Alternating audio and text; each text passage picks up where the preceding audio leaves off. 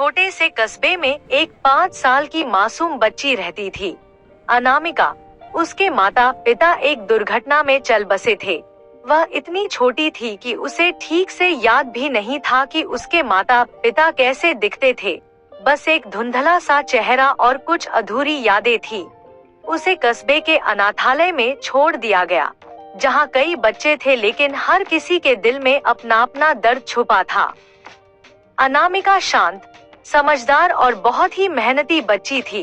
उसके पास कोई अपना नहीं था, लेकिन उसके अंदर एक अजीब सी रोशनी थी, कुछ बनकर दिखाने की।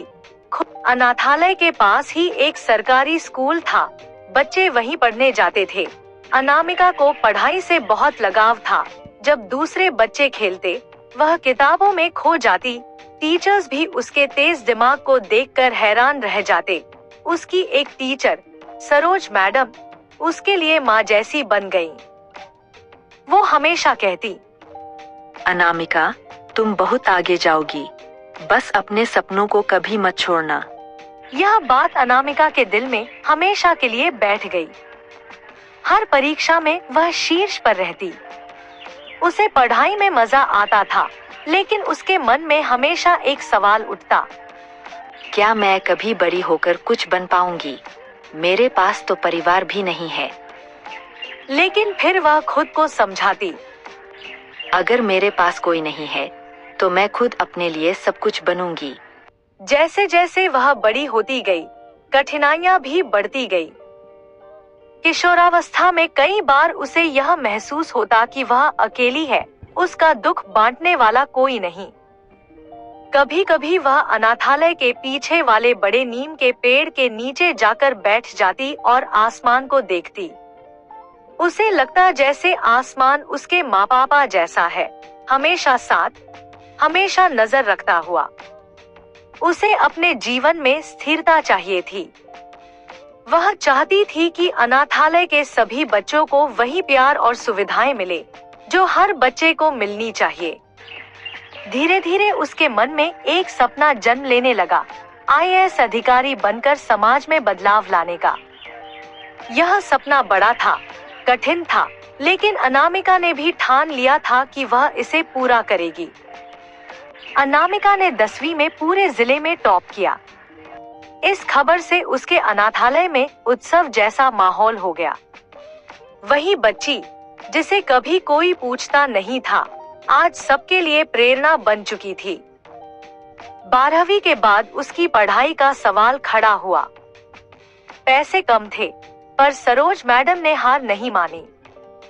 रोज रोज दौड़ भाग कर उन्होंने उसे एक अच्छे कॉलेज में छात्रवृत्ति दिलवा दी।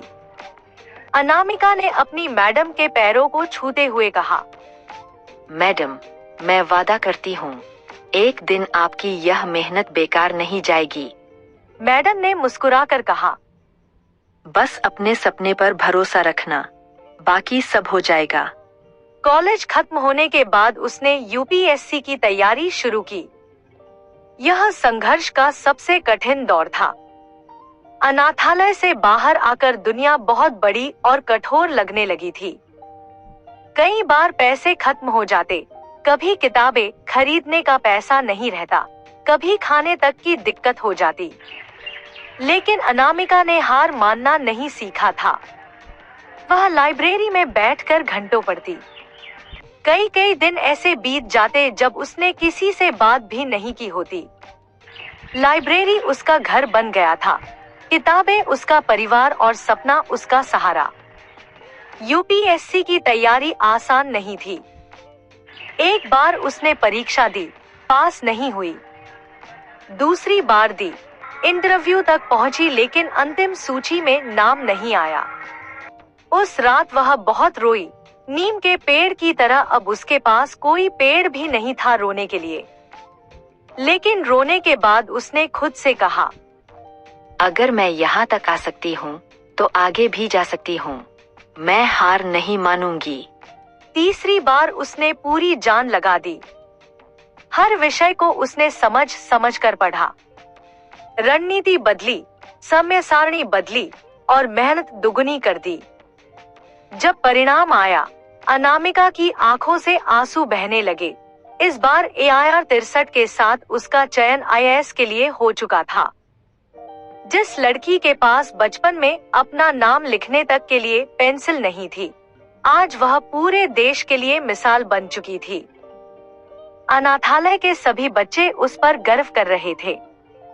कई बच्चे दौड़कर उसे पकड़ लेते और कहते, दीदी हम भी आपकी तरह बनेंगे। सरोज मैडम के चेहरे पर गर्व की चमक थी। उन्होंने उसे गले लगाकर कहा, मैंने कहा था तुम बहुत आगे जाओगी। IAS की ट्रेनिंग के दौरान अनामिका बेहद विनम्र और सरल रही। वह हमेशा सबको बताती, यहाँ तक अपनी मेहनत और आपकी दुआओं से पहुंची हूँ। कभी घमंड नहीं करना चाहिए। उसकी पहली पोस्टिंग एक पिछड़े जिले में हुई, जहां मूलभूत सुविधाएं भी कम थी। लेकिन वह वही करना चाहती थी, लोगों की जिंदगी बदलना। वहां उसने कई बड़े काम किए। स्कूलों में पढ़ाई बेहतर की, अनाथ बच्चों के लिए विशेष योजना शुरू की, गांवों में पानी और बिजली की समस्याएं हल कराई, महिलाओं के लिए नए रोजगार कार्यक्रम शुरू किए।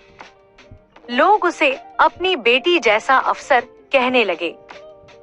कुछ साल बाद उसने अपनी सबसे बड़ी इच्छा पूरी की, अपने जैसे अनाथ बच्चों के लिए एक आधुनिक, सुरक्षित और प्यार भरा होम ऑफ होप नाम का अनाथालय बनवाया।